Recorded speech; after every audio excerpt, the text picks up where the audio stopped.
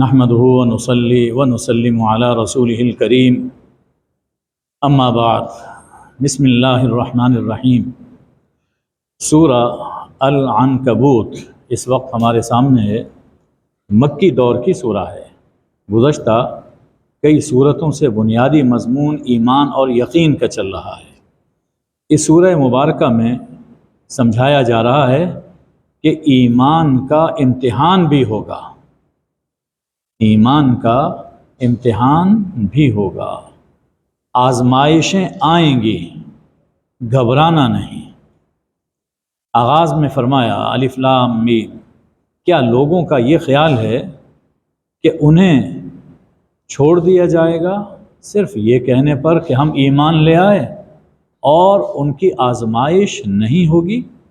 لوگ یہ خیال کرتے ہیں، ایسا نہیں ہے، بلکہ جب آمنا کہا کہ ہم مومن ہیں، تجھے ماننے والے ہیں، تو پھر اللہ کو بتانا پڑے گا کہ ہاں ہم واقعی تجھ سے ماننے والے ہیں، اور ایمان کی راہ میں ہم ہر رکاوٹ کو، ہر تکلیف کو برداشت کریں گے۔ یہ امتحان کیوں ہوتا ہے؟ اس کی حکمت اللہ جل شانہ نے بیان فرمائی تاکہ سچوں اور جھوٹوں کا پتہ چل جائے، مومنین اور منافقین کا حال سب پر کھل جائے۔ اللہ جل شانہ کو تو معلوم ہے کہ کسی کے دل میں کیا ہے، کون سچا ہے، کون جھوٹا ہے، لیکن اللہ تعالیٰ یہ آزمائشیں اس لیے فرماتا ہے کہ قیامت کے دن دنیا میں آزمائش ہوگی کہ یہ سچا ہے، یہ جھوٹا ہے، اور قیامت کے دن جب فیصلہ ہوگا تو کوئی شخص یہ نہ کہہ سکے کہ میں تو جی سچا تھا، میں تو مومن تھا، مجھے ناحق کیوں پکڑا جا رہا ہے؟ تو اللہ ان لوگوں کا حال سب پر کھولنے کے لیے آزمائش فرماتا ہے۔ انہی آزمائشوں میں سے ایک آزمائش وہ ہے جو خود انسان کے اپنے گھر میں ہو سکتی ہے۔ ارشاد فرمایا کہ ہم نے انسان کو وصیت کی، انسان کو بہت تاکید کے ساتھ یہ کہا کہ اپنے والدین سے حسن سلوک کرو، اور اگر والدین تمہیں میرے ساتھ شرک کروانا چاہیں تو اس میں ان کی بات نہ ماننا۔ اب اس مرحلے پر کہ ایمان چھوڑنے کے بارے میں اور شرک کرنے کے بارے میں والدین کی بات نہیں مانی جائے گی، یہ بھی ایک آزمائش ہے۔ اسی طرح صرف شرک اور کفر ہی نہیں، بلکہ اگر ماں باپ کسی ایسے کام کے لیے کہتے ہیں جن میں اللہ اور اس کے رسول صلی اللہ علیہ وآلہ وسلم کی نافرمانی ہے، کسی گناہ پر مجبور کرتے ہیں، اس میں بات نہیں مانی جائے گی۔ ان کے ساتھ حسن سلوک ہوگا، ادب ہوگا، لیکن گناہ میں ان کی بات نہیں مانی جائے گی، نہ کفر میں، شرک میں، اور نہ ہی گناہ میں۔ یہ آزمائش ہے۔ فرمایا کہ کچھ لوگ ایسے ہیں جو کہتے ہیں کہ جی ہم اللہ پر ایمان لے آئے، لیکن جب اوذی فی اللہ، اللہ کے بارے میں انہیں کچھ اذیت پہنچتی ہے، کچھ تکلیف ان پر آتی ہے، تو لوگوں کی اس آزمائش کو یوں سمجھتے ہیں گویا یہ اللہ کا عذاب آ گیا۔ یعنی بہت بزدل ہوتے ہیں، تھوڑ دلے ہوتے ہیں، اور اگر تیرے رب کی طرف سے نصرت آ جائے تو کہتے ہیں انا کنا معکم، جناب ہم بھی تو آپ کے ساتھ تھے، اب جو بھی بینیفٹس حاصل ہو رہے ہیں اس میں ہمیں شریک کریں۔ جب کوئی سخت وقت آیا تو اس وقت ایک جانب ہو گئے، اور جب اچھا وقت آیا تو اس میں آ کر شریک ہوئے۔ فرمایا کہ ایسے مفاد پرست لوگ کامیاب نہیں ہوں گے، اور ایسے لوگ جو مفاد پرست ہوتے ہیں یہ خود دوسرے لوگوں کے لیے بھی آزمائش بن جاتے ہیں، ان کے لیے بھی آزمائش ہے، دوسرے لوگوں کے لیے بھی آزمائش ہے کہ اب ان کو اپنے ساتھ رکھیں یا نہ رکھیں۔ کافر کہتے ہیں مومنوں سے اتبعوا سبیلنا، ہماری راہ پہ چلو، تمہارے گناہ ہمارے سر پر۔ یہ سیم وہی جملہ ہے جو اب بھی کہا جاتا ہے، آ جاؤ کر لو یہ کام کر لو، میں ذمہ دار ہوں اس کا، کوئی ذمہ داری نہیں اٹھا سکتا۔ اللہ فرماتا ہے نہ تو یہ ان کی خطائیں اپنے اوپر لاد سکیں گے، بلکہ اپنا بوجھ بھی اٹھائیں گے اور ان کا بوجھ بھی اپنے اوپر اٹھائیں گے، ان کا بوجھ ان پر رہے گا، اور چونکہ ان کو بھٹکایا تو اس بھٹکانے کا بوجھ بھی ان پر ہوگا۔ تو اس لیے اللہ کے بارے میں، اللہ کے رسول صلی اللہ علیہ وسلم کے بارے میں کسی گمراہ کی، کسی منافق کی کوئی بات نہیں مانی جائے گی۔ اب اس کے بعد اللہ تعالیٰ 7 انبیاء علیہم السلام کا اختصار کے ساتھ ذکر فرما رہے ہیں۔ سمجھایا یہ جا رہا ہے کہ امت کا امتحان کیوں نہ ہوگا، یہاں تو انبیاء کی بھی آزمائشیں آئیں۔ دیکھیے ہم نے نوح علیہ السلام کو ان کی قوم کی جانب بھیجا، اور ان میں وہ 1000 برس مگر 50 برس، 1000 سال مگر 50 برس ان میں رہے۔ اب اتنی مدت تک لوگوں کی مخالفت کا برداشت کرنا، اذیتوں کا سہنا، یہ بھی تو ایک آزمائش تھی۔ حضرت نوح علیہ السلام اس آزمائش میں پورے اترے۔ دیکھیے ہم نے ان کو کامیابی عطا فرمائی، انہیں بھی نجات دی، اور کشتی میں جو ان کے ساتھ سوار تھے ان کو بھی ہم نے نجات دی۔ یہاں قرآن مجید نے لفظ استعمال فرمایا ہے اصحاب السفینہ۔ یہ لفظ پڑھتے ہوئے ابھی ذہن ایک حدیث کی طرف منتقل ہوا کہ جس میں حضور اکرم صلی اللہ علیہ وآلہ وسلم نے فرمایا الا ان مثل اہل بیتی فیکم کمثل سفینۃ نوح فمن رکبها نجا ومن تخلف عنها ہلک۔ لوگو آگاہ رہو، لوگو آگاہ رہو، میرے اہل بیت کی مثال تمہارے اندر ایسی ہے جیسے سفینہ نوح، کشتی نوح۔ میرے اہل بیت تمہارے اندر کشتی نوح کی طرح ہے، جو اس کشتی میں سوار ہو گئے وہ نجات پا گئے، اور جو پیچھے رہے وہ ہلاک ہو گئے۔ یعنی جن کے دل میں اہل بیت کی مودت ہے، ان کی متابعت ہے، وہ نجات پائیں گے، اور جو ان کا بغض اپنے دل میں رکھتے ہیں، مخالفت کرتے ہیں، وہ ہلاک ہوں گے۔ دوسرے پیغمبر حضرت ابراہیم علیہ السلام نے بھی اپنی قوم سے کہا اللہ کی عبادت کرو اور اللہ سے ڈرو۔ اکثر لوگ روزی کی وجہ سے ایمان ہاتھ سے دیتے ہیں، روزی کی وجہ سے ڈگمگا جاتے ہیں۔ ہمارے ہاں بہت سے لوگ ہیں جو اسائلم لینے کے لیے قادیانیت شو کرتے ہیں کہ ہم قادیانی ہیں۔ ہمارے ملک میں یہ بڑے فتنے ہیں کہ صرف ہماری پروموشن ہو جائے، اور یا یہ ہے کہ ہم کسی دوسرے ملک میں چلے جائیں اور وہاں چونکہ قادیانیوں کی بات سنی جاتی ہے تو اس لیے اپنے آپ کو قادیانی شو کرتے ہیں۔ تو میں کہ روزی کے لیے ابراہیم علیہ السلام اپنی قوم کو سمجھا رہے ہیں کہ روزی کے لیے تم ان بتوں کی عبادت کرتے ہو، یاد رکھو یہ جھوٹے خدا تمہارے رزق کے مالک نہیں ہیں، یہ جھوٹے خدا تمہیں رزق نہیں دیتے۔ اللہ کے پاس رزق تلاش کرو اور اسی کی عبادت کرو اور اس کا شکر ادا کرو۔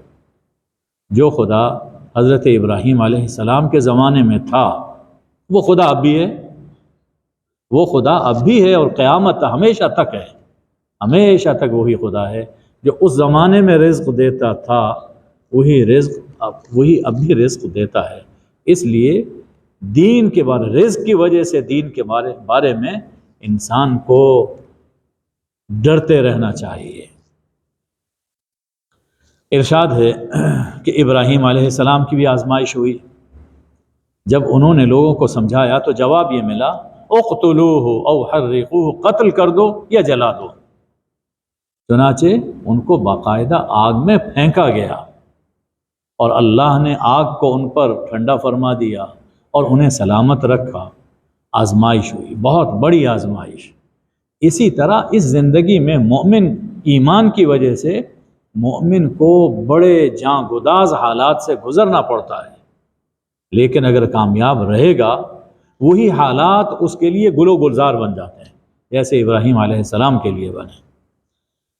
حضرت ابراہیم نے فرمایا یہ جو تم اللہ کے سوا بتوں کو خدا بناتے ہو وجہ اس کی کیا ہے؟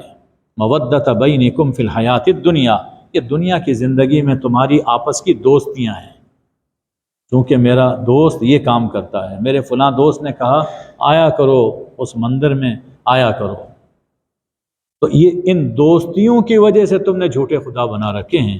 فرمایا کہ قیامت کے دن یہ کوئی دوست تمہارے کام نہیں آئے گا، بلکہ ایسے دوست ایک دوسرے پر لعنت کریں گے۔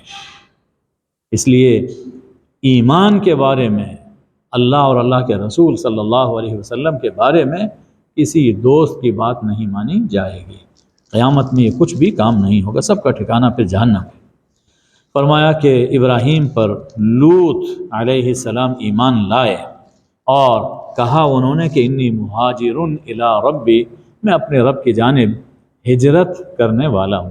اشارہ کیا جا رہا ہے کہ آپ پر بھی ہجرت کا مرحلہ آنے والا ہے۔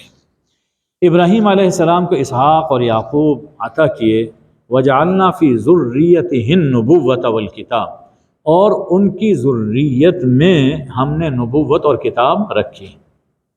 اس مقام سے معلوم ہوتا ہے کہ ابراہیم علیہ السلام کے بعد جتنے پیغمبر آئے وہ سب ابراہیم علیہ السلام کی ذریت سے تھے۔ پہلے اور خاندان بھی تھے، لیکن ابراہیم علیہ السلام کے بعد سب پیغمبر انہی کی ذریت سے آئے، اس لیے ان کو ابو الانبیاء بھی کہتے ہیں۔ تیسرے پیغمبر لوط علیہ السلام کا ذکر ہے۔ انہوں نے اپنی قوم سے کہا کہ تم ایک ایسی بے حیائی کر رہے ہو کہ جو بے حیائی تم سے پہلے کسی نے نہیں کی تھی۔ یہ ہم جنسی کی بے حیائی میں مبتلا تھے، اور اس ہم جنسی کی لعنت کا آغاز وہ اسی قوم لوط سے ہوا، ان صدومیوں سے ہوا، اور اتنے بے شرم اور بے حیا کہ مجلس میں بھی یہ گناہ کرتے تھے اور اس کے ساتھ رہزنی بھی کرتے تھے۔ جب حضرت لوط نے سمجھایا تو جواب کیا آیا؟ ائتنا بعذاب اللہ ان کنت من الصادقین، اگر سچا ہے تو لے آ اللہ کا عذاب۔ انہوں نے پھر اللہ سے مدد مانگی۔ اب وہ فرشتے آئے، پہلے آئے ابراہیم علیہ السلام کے پاس، راستے میں وہ تھے، انہیں ایک تو بشارت دی کہ اسحاق اللہ تعالیٰ تمہیں عطا فرمائیں گے، دوسری خبر یہ دی کہ یہ جو بستی والے ہیں نا صدوم قوم لوط، ان کو ہم ہلاک کرنے والے ہیں۔ حضرت ابراہیم بڑے ہی نرم دل تھے، کہا کہ اس میں تو لوط بھی ہے، لوط ان کے بھتیجے تھے، اس میں تو لوط بھی ہے، کہا ہم جانتے ہیں انہیں بھی ہم نجات دیں گے، ان کے گھر والوں کو بھی بچائیں گے، سوائے ان کی بیوی کے وہ پیچھے رہے گی۔ جب لوط علیہ السلام کے پاس پہنچے ہمارے رسول، ہمارے فرشتے، اور وہ خوبصورت لڑکوں کی شکل میں آئے تھے، تو بہت ان کے دل پر اثر ہوا، دل تنگ ہوا کہ یہ قوم میری بدبخت بے حیا بے شرم ہے، اور یہ امتحان۔ اب پیغمبر تھے، مہمان آئے تھے، اور مہمان کا اکرام یہ اسلام کا حکم ہے، تو بڑی ایک کشمکش میں پڑ گئے اور دل بہت تنگ ہوا۔ فرشتوں نے وہ کیفیت دیکھ لی، کہا لا تخف ولا تحزن، ڈریے نہیں، غم نہ کھائیے، ہم فرشتے ہیں، ہم فرشتے ہیں۔ تو دوسری جگہ اللہ تعالیٰ نے تفصیل سے واقعہ بیان فرمایا کہ کس طرح قوم نے ہلہ بولا، اور حضرت جبریل نے بس ایک ذرا اپنے پر کی جھلک دکھائی ہے اور سب اندھے ہو کر پیچھے بھاگے۔ حضرت لوط اور ان کی گھرانے کو اور مومنین کو اللہ نے نکالا، اور باقی سب کو وہ پورے کا پورا تختہ زمین اس کو اوپر اٹھایا اور الٹا دیا، فجعلنا عالیہا سافلہا، اور اوپر سے پتھروں کی بارش۔ تو حضرت لوط علیہ السلام بھی اس آزمائی سے گزرے۔ چوتھے پیغمبر حضرت شعیب علیہ السلام، انہوں نے بھی اپنی قوم کو لا الہ الا اللہ کی دعوت دی اور فرمایا کہ ملک میں فساد نہ مچاؤ۔ لوگوں نے تکذیب کی، فرمایا کہ یہ جو تکذیب ہے پیغمبر کا، جھٹلانا، یہ بھی ان کے لیے ایک آزمائش ہوتی ہے۔ تو پھر اللہ کا عذاب آیا، ایک چنگاڑ تھی، ایک زلزلہ تھا، جس سے کہ سب وہیں پر ڈھیر ہو گئے۔ قوم عاد اور قوم سمود کا ذکر ہے، یعنی حضرت ہود اور حضرت صالح علیہم السلام، ان کی بھی آزمائش ہوئی کہ ان کی تکذیب کی گئی۔ اور دیکھو کہ قارون، فرعون اور حامان، ان کے پاس موسیٰ علیہ السلام بینات لے کر آئے، لیکن انہوں نے اپنے آپ کو بڑا سمجھا اور وہ ایمان میں سبقت کرنے والے، اور وہ ہمارے ہاتھ سے چھوٹنے والے نہیں تھے۔ تو ان لوگوں کا رویہ، فرعون کا، حامان کا، قارون کا، یہ رویہ حضرت موسیٰ علیہ السلام کے لیے ایک آزمائش تھا، اور جب وہ اپنی آزمائش میں کامیاب اترے، پورے اترے، تو پھر دیکھیے اللہ کی طرف سے کیا ہوا۔ فرمایا کُلًّا اخذنا بذنبہ، ان سب کو ہم نے گناہوں کی وجہ سے پکڑا، کچھ پر تو ہم نے ایک پتھراؤ ہوا بھیجی جس سے کہ پتھر برس رہے تھے، یہ قوم لوط اور قوم عاد، اور کچھ کو ایک چنگھاڑ نے آ پکڑا، یہ قوم سمود اور اہل مدین، اور کچھ ایسے ہیں جن کو زمین میں ہم نے دھنسایا، سے قارون تھا، اور کچھ وہ ہیں جنہیں ہم نے غرق کیا، یعنی آل فرعون۔ اللہ جل شانہ اب جو بات فرما رہے ہیں یہ ہم سب کو سوچنی چاہیے، ذہن میں رکھنی چاہیے۔ وما كان الله ليظلمهم ولكن كانوا انفسهم يظلمون، اللہ ایسا نہیں ہے کہ ان پر ظلم کرے۔ یہ جتنی ان لوگوں کو سزائیں دی گئیں، اللہ نے کسی پر ظلم نہیں کیا، یہ لوگ خود اپنے اوپر ظلم کرتے تھے، اور جو کرتے تھے اس کا نتیجہ ان کے سامنے آ گیا۔ اور یہ صرف اس دور میں نہیں، ہر دور میں قیامت تک ایسا ہی ہوگا، اور اسی کی روشنی میں ہمیں اپنے حالات کا بھی جائزہ لینا چاہیے، اپنے گریبان میں جھانکنا چاہیے۔ یہ جو کچھ ہو رہا ہے، یہ ہمارے کرتوت ہیں، ہمارے اپنے کرتوت ہیں جس کے نتائج سامنے آ رہے ہیں، پر آج سے نہیں، ایک مدت سے ہم جو کچھ کر رہے ہیں تو اب اس کے پھل وہ ہمارے سامنے آ رہا ہے۔ فرمایا کہ اللہ کے سوا اللہ ہی کو اپنا حمایتی سمجھو، اپنا سرپرست بناؤ، اور اسی کو اپنا مشکل کشا گردانو۔ اللہ کے سوا لوگوں نے جو سرپرست بنا رکھے ہیں کہ ہاں یہ ہماری دستگیری کرے گا اور یہ ہماری مدد کرے گا، فرمایا کہ جتنی پناہ گاہیں ہیں اللہ کے سوا سب مکڑی کے جالے ہیں۔ مکڑی کا جالا کتنا کمزور، پھونک ماریں تو ٹوٹ جائے، لیکن لوگ یہ سمجھتے ہیں کہ خدا جانے یہ ہمیں بچا لیں گے، ایسا نہیں ہے، بس اللہ کی ایک ہی جھاڑو پھرتی ہے اور سارے جالے ٹوٹ جاتے ہیں۔ تو ہمیشہ اللہ کی پناہ میں آنا چاہیے۔ فرمایا کہ یہ مثالیں ہیں جو ہم لوگوں کی فہمائش کے لیے بیان کرتے ہیں، وَمَا يَعْقِلُهَا إِلَّا الْعَالِمُونَ، لیکن انہیں سمجھتے وہی ہیں جو کچھ سمجھنے کی کوشش کریں، جو کوئی علم تو رکھیں۔ اگر کوئی بات سننے کے لیے تیار نہیں ہے، سمجھنے کے لیے تیار نہیں ہے، اس پر کوئی اثر نہیں ہوگا۔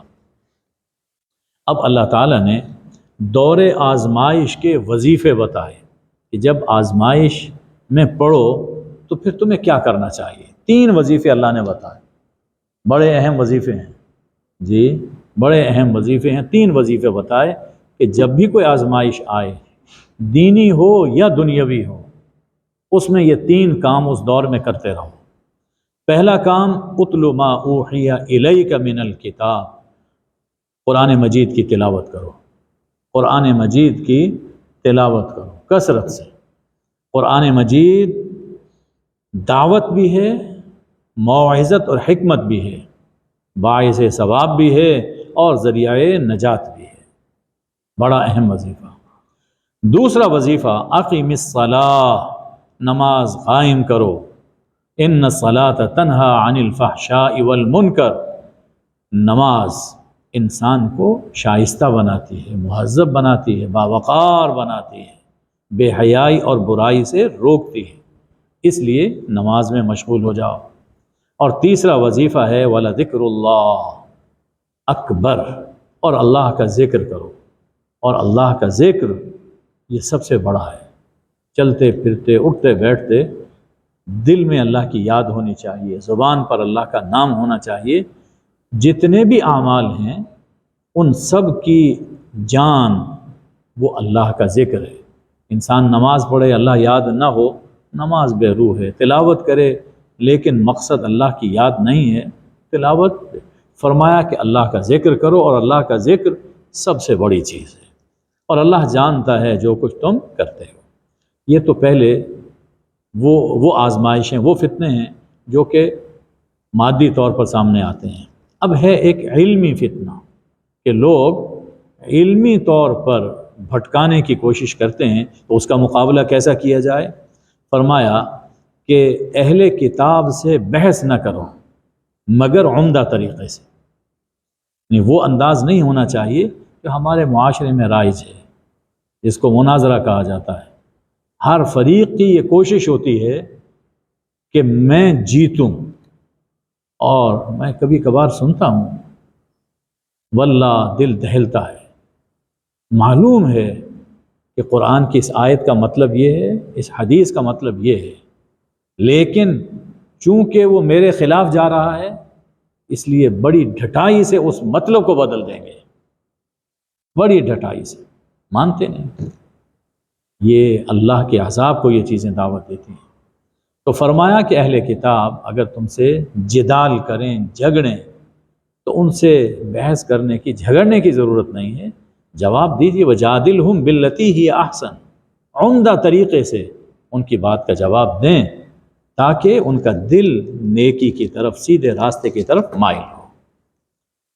کہہ دیجئے کہ ہم ایمان لائے اس پر جو ہم پر نازل ہوا اور اس پر جو تم پہ نازل ہوا، یعنی دیکھیے قریب کرنے کی بات ہے کہ ہم تمہارے دشمن نہیں، ہم بھی اس کتاب کو مانتے ہیں جو کتاب حضرت عیسیٰ پہ نازل ہوئی، حضرت موسیٰ پہ نازل ہوئی۔ وَإِلَٰهُنَا وَإِلَٰهُكُمْ وَاحِدٌ، ہمارا الہ تمہارا الہ ایک ہے۔ وَنَحْنُ لَهُ مُسْلِمُونَ، ہم نے تو اس کے سامنے سر جھکا دیا، آؤ تم بھی آؤ اس کے سامنے سر جھکا دو۔ یہ ہے دعوت دینے کا کتنا شائستہ انداز ہے۔ فرمایا کہ اہل کتاب میں سے کچھ وہ ہیں جو ایمان لے آتے ہیں، اور ان مکہ والوں میں سے بھی کچھ ہیں جو ایمان لے آتے ہیں، انکار کرتے ہیں، وہی جن کی قسمت میں کفر ہوتا ہے۔ اب حضور اکرم صلی اللہ علیہ وسلم کی ایک شان بیان فرمائی، یہ ایک معجزہ ہے۔ وَمَا كُنْتَ تَتْلُو مِنْ قَبْلِهِ مِنْ كِتَابٍ وَلَا تَخُطُّهُ بِيَمِينِكَ إِذًا لَارْتَابَ الْمُبْطِلُونَ، اس آیہ کریمہ کو یاد رکھنا چاہیے۔ آپ اس سے پہلے کوئی کتاب نہیں پڑھتے تھے اور نہ ہی اپنے ہاتھ سے لکھتے تھے۔ اگر ایسا ہوتا تو تب یہ باطل پرست، یہ جو باطل کو پوجنے والے ہیں اور جھوٹے دعوے کرنے والے ہیں، آپ کے دشمن ہیں، یہ تو شک میں مبتلا ہوتے۔ یہ شک میں، یعنی ابھی آپ لکھنا پڑھنا نہیں جانتے، اور اس کے باوجود ایسی کتاب آپ پیش کر رہے ہیں جس کا جواب دینے سے یہ لوگ عاجز ہیں، اس کی مثال لانے سے عاجز ہیں، لیکن نہیں مان رہے۔ اگر آپ لکھنا پڑھنا جانتے تو یہ مخالفین تو یقیناً شک میں پڑتے اور کیا کہتے؟ ہاں انہوں نے بہت اسٹڈی کی ہے، اب وہ ان کے اندر ایک ذوق پیدا ہو گیا عبارت آرائی کا، اس لیے یہ اس طرح کے مضامین وہ بیان کر رہے ہیں۔ یہ جو مقام ہے یہ وضاحت ہے ایک دوسرے لقب کی جو اللہ نے قرآن مجید میں حضور اکرم صلی اللہ علیہ وآلہ وسلم کو دیا۔ الذین یتبعون الرسول النبی الامی، وہ لوگ جو رسول نبی امی کی پیروی کرتے ہیں۔ تو آپ کو نبی امی فرمایا، امی یعنی وہ ہستی کہ جنہوں نے اللہ سے سیکھا جو کچھ سیکھا، کسی انسان سے کچھ نہیں سیکھا۔ اچھا، اور آپ کو اللہ نے لکھنا پڑھنا نہیں سکھایا، جو کچھ ہے آپ کے دل پہ نازل فرمایا۔ سورہ شعراء میں یہ گزر گیا، انہ لتنزیل رب العالمین نزل بہ الروح الامین علی قلبک، آپ کے دل پر ہم نے یہ قرآن نازل کیا۔ کچھ ہمارے معاشرے میں ادب خود ساختہ ہوتے ہیں، خود ساختہ۔ اب وہ کہتے ہیں کہ امی کا معنی کچھ لوگ کر دیتے ہیں کہ ان پڑھ۔ اب ان پڑھ ہونا ہمارے اس معاشرے کے اندر ایک عیب ہے، تو اس کو کہا جاتا ہے کہ انہوں نے حضور اکرم صلی اللہ علیہ وآلہ وسلم کی بے ادبی کی۔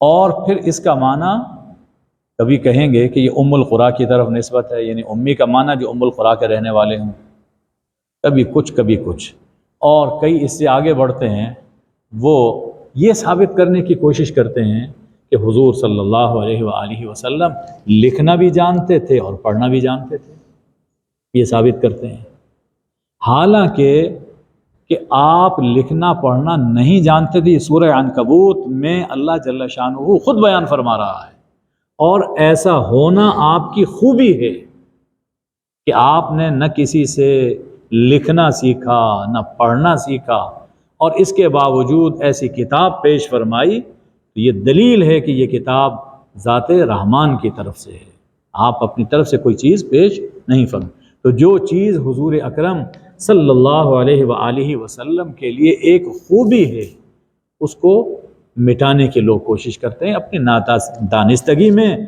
اور ایک مصنوعی ادب کی وجہ سے۔ ایسا نہیں ہے۔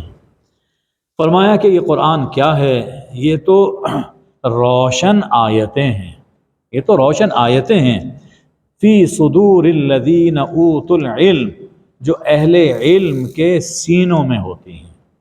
یہ روشن آیتیں ہیں جو اہل علم کے سینوں میں ہوتی ہیں۔ ان لفظوں پہ غور کیجیے، اہل علم کے سینوں میں، چونکہ قرآن نازل کرنے کا مقصد ہے دل کی اصلاح قلب۔ یہ قرآن نازل کرنے کا مقصد ہے کہ دل ٹھیک ہو جائے، اور جب دل ٹھیک ہو جائے گا تو سارا کارخانہ ٹھیک ہو جائے گا، انسان کا سارے اعضاء وہ درست ہو جائیں گے۔ تو اصلاح قلب قرآن نازل کرنے کا مقصد ہے، اصلاح قلب۔ اسی لیے اللہ نے حضور صلی اللہ علیہ وسلم کے قلب پر قرآن نازل فرمایا، کیونکہ مقصود اصلاح قلب ہے۔ اب قلب در قلب محفوظ ہونا چاہیے، دل سے دل، سینے سے سینے میں محفوظ ہونا چاہیے، تاکہ مقصود حاصل ہو۔ مقصد یہی ہے کہ دل کی اصلاح مقصود، اور وہ مقصود تبھی حاصل ہوگا جب دل سے دل کی جانب منتقل۔ باقی اس کا چھپنا اور آج کی موجودہ دنیا میں مختلف صورتوں میں اس کا آ جانا، یہ حفاظت کی الگ صورتیں ہیں۔ قیامت تک قرآن ختم نہیں ہو سکتا، اس میں کوئی تبدیلی اور تحریف نہیں ہو سکتی ہے۔ اللہ کا وعدہ ہے، تو اس کا جو سب سے بڑا انتظام اللہ نے فرمایا وہ حفظ سے فرمایا۔ تو اس لیے جو حفظ کا نظام ہے یہ باقی رہنا چاہیے، حفظ کا نظام یہ باقی رہنا چاہیے۔ کچھ لوگوں کا خیال یہ ہوتا ہے کہ اب قرآن لکھا ہوا موجود ہے، اور کیسٹ میں ہوتا ہے، سیل فون میں موجود ہے، فلاں ویب سائٹ موجود، تو کیا ضرورت ہے کہ اس پر ٹائم اپنا کھپایا جائے؟ ایسا نہیں ہے۔ قرآن جس دل میں ہوگا، اللہ کی رحمت سے بڑی امید ہے کہ وہ سیدھے راستے پر رہے گا، کبھی بھٹکے گا، اگر بھٹک بھی جائے تو وہ سیدھے راستے پر آنے کے اس کے چانسز بہت زیادہ ہیں۔ اور ایک دور جو ہمارا گزرا، یہ ایسا دور تھا کہ تعلیم کا آغاز قرآن مجید سے ہوتا تھا، قرآن مجید پڑھنا، اس کا حفظ کرنا، باقی ساری چیزیں بعد میں پڑھی جاتی تھی۔ سب سے پہلے قرآن، گھر میں ماں باپ وہ بھی حافظ، اولاد ساری وہ بھی حافظ۔ سبحان اللہ۔ کل ہی ایک دوست سے میری بات ہو رہی تھی، میرے ایج فیلو بھی ہیں، قرآن مجید ہم نے حفظ کیا۔ بڑے عرصے کے بعد میں نے فون کیا، کیا حال ہے؟ میں نے کیا سنا رہے ہو؟ کہتے کہ اب تو ہم ذمہ داری نبھا رہے ہیں، مغرب کے بعد بیٹے کا قرآن سنتا ہوں نوافل میں، عشاء کے بعد ایک بھتیجا ہے، پھر بھانجا ہے، پھر فلاں ہے، پھر فلاں ہے، ان سب کی ذمہ داری ساری رات اسی میں گزر جاتی ہے۔ ماشاء کیا خوش نصیبی ہے، سبحان اللہ، بڑا دل میرا خوش ہوا۔ لوگوں نے کہا کہ آپ فلاں نشانی کیوں نہیں لے کر آتے؟ اللہ فرماتا ہے اولم یکفہم انا انزلنا علیک الکتاب یتلی علیہم، ان لوگوں کے لیے یہ کافی نہیں ہے، یہ نشانی کافی نہیں ہے، یہ کتاب جو ان کے سامنے پڑھی جا رہی ہے۔ باقی جو معجزات ہیں وہ تو رونما ہوئے اور پھر ختم ہو گئے، قرآن ایسا معجزہ ہے جو دائمی ہے، دائمی معجزہ ہے، قیامت تک کے لیے معجزہ ہے کہ اس کا کوئی جواب نہیں دے سکتا، کوئی اس کی مثال نہیں لا سکتا۔ اور لوگوں نے بڑے تجربے، ایسا نہیں کہ کہہ دیا، لوگوں نے ابھی گزشتہ صدی کی کچھ واقعات ہیں، بڑے بڑے ادیبوں نے قرآن کی مثال تیار کرنے کی کوشش کی، لیکن جب قرآن جو کچھ انہوں نے سوچا تھا، جب وہی بات قرآن کے الفاظ میں آئی تو کہنے لگے کہ ہم تو بچے ہیں، ہم بچے ہیں، نہیں کر سکتے، ابھی بھی نہیں کر سکتے۔ تو فرمایا کہ تم جن معجزات کی فرمائش کرتے ہو، سب سے بڑا معجزہ تو ہم تمہیں دے رہے ہیں، اور یہ قرآن ہے جو ہمیشہ کا معجزہ ہے۔ ارشاد فرمایا کہ آزمائش میں گھبراؤ نہیں، ان ارضی واسعہ، ہجرت ہوگی تو گھبرانا نہیں کہ گھر کہاں ملے گا، ان ارضی واسعہ، میری زمین بہت وسیع ہے، میری ہی عبادت کرو، اگر راستے میں موت آ جائے تو تب بھی نہ گھبرانا، آخر ہر جان کو موت آنی ہے، بالآخر لوٹ کر تو میرے پاس آنا ہے۔ البتہ یہ ہے کہ جو اس آزمائی سے پورا اترا، انہیں جنت میں بلند ٹاورز عطا کیے جائیں گے، بالا خانے وہ دیے جائیں گے، اور جنت کی ساری نعمتیں ان کے لیے ہوں گی۔ آزمائش کبھی رزق کے بارے میں ہوتی ہے، انسان سوچتا ہے کہ ہجرت ہوئی ہے، یہ سب ہجرت کے پس منظر میں یہ باتیں کہی جا رہی ہیں، تو رزق کیا بنے گا؟ پہلے تو گھر کی بات تھی، اب یہ ہے کہ رزق کا کیا بنے گا؟ اللہ فرماتا ہے کہ رزق کے بارے میں بھی مجھ پر بھروسہ کرو، دیکھو کأی من دابۃ لا تحمل رزقها اللہ یرزقها وإیاکم، جانوروں کو دیکھو، ان پرندوں کو دیکھو، نیا روز نئی روزی، کوئی شام کو بھوکا اپنے گھونسلے میں نہیں آتا، جو اللہ ان جانوروں کو کھلاتا ہے، پرندوں کو دیتا ہے، کیا وہ اللہ اپنے دوستوں کو نہیں دے گا؟ یقیناً دے گا، اللہ پہ بھروسہ کرو۔ اور فرمایا کہ رزق کے تمام اسباب اللہ ہی نے پیدا کیے ہیں، اس لیے اللہ پر اعتماد ہونا چاہیے، مگر کسے کتنا دینا ہے وہ خوب جانتا ہے، کسی کو کھلا دیتا ہے، کسی کو ماپ ماپ کے دیتا ہے۔ جیسے بارش، رزق بھی ایک رحمت ہے، جیسے بارش ایک رحمت ہے، بارش ہر جگہ برابر نہیں برستی، کہیں زیادہ کہیں کم، اور جیسے وہ قحط کے زمانے میں بارش سے مردہ زمین کو زندہ کرتا ہے، اسی طرح ذرا سی دیر میں مفلس کو دولت مند بھی بنا سکتا ہے۔ تو اس لیے رزق کے بارے میں فکر نہ کرو، ہمارے کام میں لگے رہو، اللہ خود ہی رزق عطا فرمائے گا۔ اور فرمایا کہ جس دنیا کی خاطر تم ایمان سے ڈگمگا جاتے ہو، آخرت کے مقابلے میں اس کی حیثیت کتنی ہے، وَمَا هَٰذِهِ الْحَيَاةُ الدُّنْيَا إِلَّا لَهْوٌ وَلَعِبٌ، آخرت کے مقابلے میں یہ دنیا کی زندگی ایسا ہی ہے جیسے کھیل تماشا، ایک دل کا بہلاوا، ایک کھلونا۔ آپ دیکھیے بچوں کا کھلونا، ان کی جان ہوتی ہے کھلونے میں، ٹوٹ جائے تو رو رو کے برا حال کر لیتے ہیں، لیکن ماں باپ کو پتہ ہے اس کی کوئی حیثیت نہیں ہے، اور آ جائے گا، اس سے بہتر آ جائے گا۔ اور یہی بچہ جب بڑا ہوتا ہے تو جن کھلونوں کی وجہ سے لڑتا تھا، جن گھروندوں کی وجہ سے ایک دوسرے سے لڑائی ہوتی تھی، بڑا ہو کے خود ہی ہنستا ہے کہ میں کیا کرتا رہا، کچھ بھی نہیں، کچھ بھی نہیں۔ واللہ آخرت کے مقابلے میں، آخرت کی نعمتوں، آخرت کی کوٹھیوں اور محلوں کے مقابلے میں یہ ہماری کوٹھیاں، ہمارے بنگلے، یہ بالکل ایسے ہی ہیں جیسے ریت کے گھروندے تھے ہمارے بچپن کے، ریت کے گھروندے۔ اور یہ جو کچھ ہمارے پاس ہے یہ سب کچھ کھلونے ہیں، جب وہاں پہنچیں گے تو ہنسیں گے اور افسوس بھی کریں گے، اوہو ہم اس دنیا کے لیے ایک دوسرے سے لڑتے تھے، ہماری رات دن کی نیند حرام ہو گئی تھی۔ نعمتیں ہیں تو یہ ہیں جو جنت کے اندر مل رہی ہیں۔ تو فرمایا کہ آخرت کے مقابلے میں یہ دنیا ایک کھیل ہے، ایک تماشا، ایک دل کا بہلاوا ہے۔ وَإِنَّ الدَّارَ الْآخِرَةَ لَهِيَ الْحَيَوَانُ، اور آخرت کی زندگی بس یہی زندگی ہے۔ بڑی تاکید سے اللہ جل شانہ فرما رہے ہیں کہ زندگی، حقیقی زندگی، دائمی ابدی زندگی، وہ بس آخرت کی زندگی ہے۔ لو کانوا یعلمون، اگر یہ لوگ سمجھ لیں، اس حقیقت کو سمجھ لیں تو غفلت میں زندگی نہ گزاریں۔ فرمایا کہ لوگوں کا حال یہ ہے کہ جب کشتی میں سوار ہوتے ہیں، یا یوں کہہ لیجئے کہ کسی مصیبت میں گرفتار ہوتے ہیں، خشکی میں، تو اس وقت بڑے خلوص کے ساتھ اللہ کو پکارتے ہیں، یا اللہ اس مصیبت کو دور فرما دے، میں تیرا بن کے رہوں گا۔ لیکن جب اللہ اس تکلیف کو دور کر دیتا ہے اور خشکی میں آتے ہیں، بحر سے تری سے خشکی میں آتے تو پھر شرک کرنے لگ جاتے ہیں۔ جب پھنستے ہیں تو صرف اللہ کو پکارتے ہیں، جب نجات دے دیتا ہے اللہ تو پھر کیا کہتے ہیں؟